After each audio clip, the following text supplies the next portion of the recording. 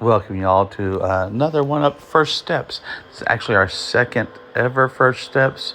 It's geared towards new people to one up, but this particular one is about definitions. Just going to look at some terms and how I use them and what these could do to help you solve one up faster.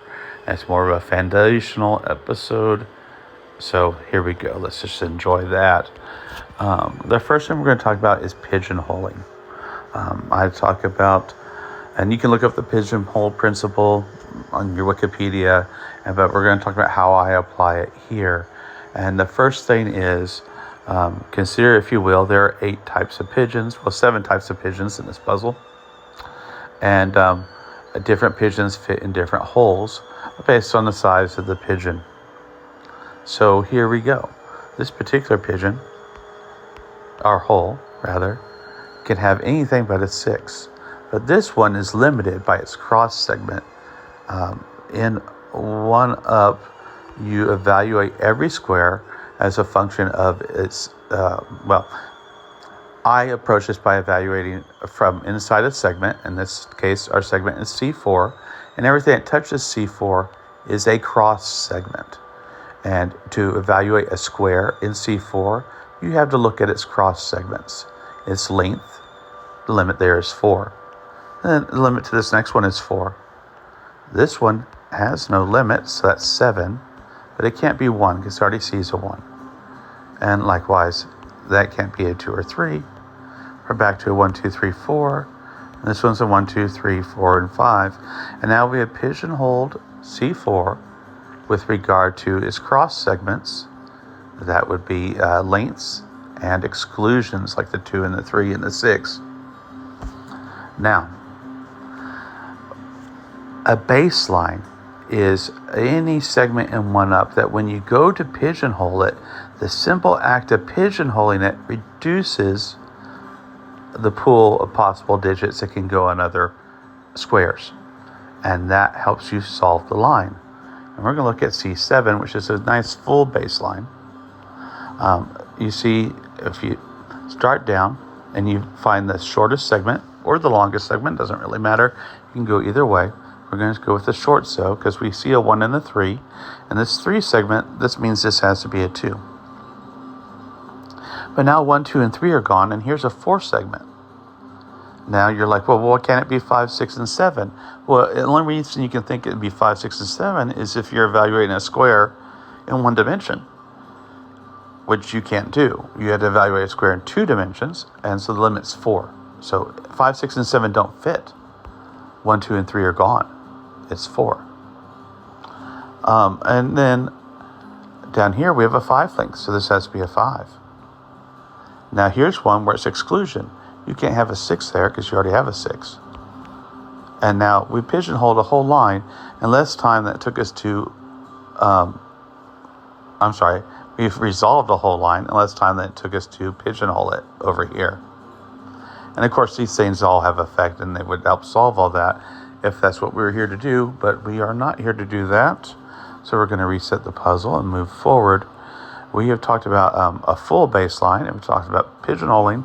There's also partial baselines where you don't know everything, but you can still get some information.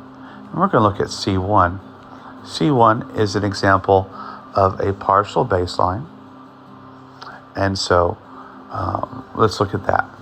And to do that, we'll use our pencil marks again. I don't recommend this. It's not necessary, but this is just for this lesson. Now, if you look at this, you don't have to go any further. 1, 2, and 3 are now all occupied. This triplet takes all instances of 1, 2, and 3. There's our 4. And now this has to be 5 or 7 or 5 or 7. And you're like, well, you didn't get that much. Well, yes and no.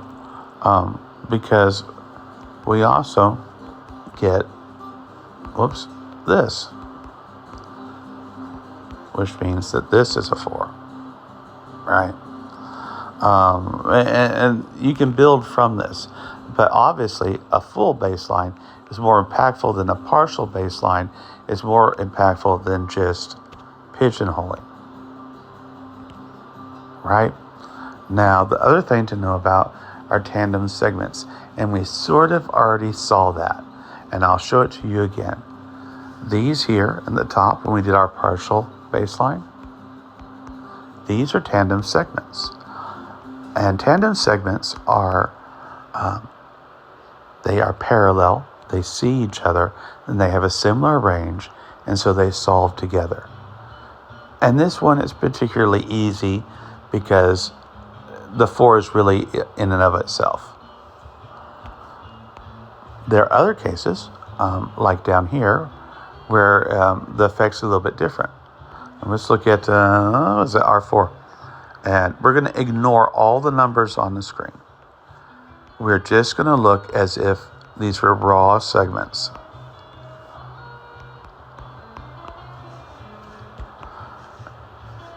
Now you see in this, you have the four segment lines, and as they touch R4, this one is a limit of 4, this is a limit of 4, limit of 4, and a limit of 5. Now let's factor in what we have. That's a 1, right? So all these lose 1. See how hard this is to do this with notes? Now you have a 2, 3, 4, 2, 3, 4, 2, 3, 4, and this has to be a 5. Now you don't have to do this, as I've said, with notes. Ignore the notes. Limit is 1 to 4, 1 to 4, 1 to 4. 1 is gone. So that takes 2, 3, and 4. This is our 5. This is our 6. This is our 7. Right? We don't need to know what these are yet. We don't know what those are yet. But we can go down to the next line and look, the same tandem segments, C1, C2, C3, C4, give us this. That has to be a 1. Now this has to be a 4. This has to be a 6. This has to be a 7. This has to be a 5. Right? And this is the power of tandem segments, is that it's not just that they're related in the places where they see each other, even what happens to them when they don't see each other has an effect. I hope this sort of thing helps. I tried to define some terms and go slow, still give you a little puzzle solve at the end, sort of slowly. Let me know if you have any questions, if this prompts more questions or you need more examples, and we will talk to you again soon. Bye.